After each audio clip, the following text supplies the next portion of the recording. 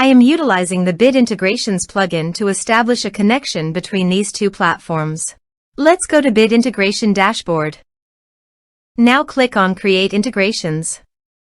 Search and select Forminator. Choose a form. Click Next. Search and select an action Autonomy. Connect to Autonomy. Autonomy connected successfully. Next. Choose a list. Choose a tag. Map the respective fields.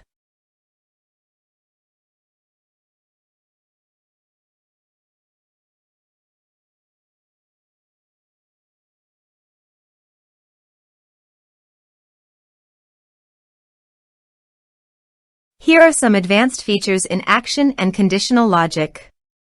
You can use it for your requirement. Next. Finish and save it. Let's submit a form.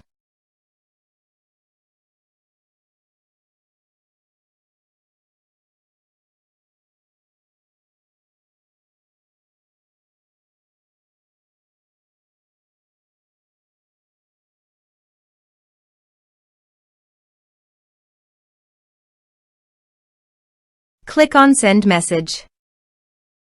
Now go to the Autonomy dashboard. Navigate to the contacts. You can see here that the data was successfully received in Autonomy.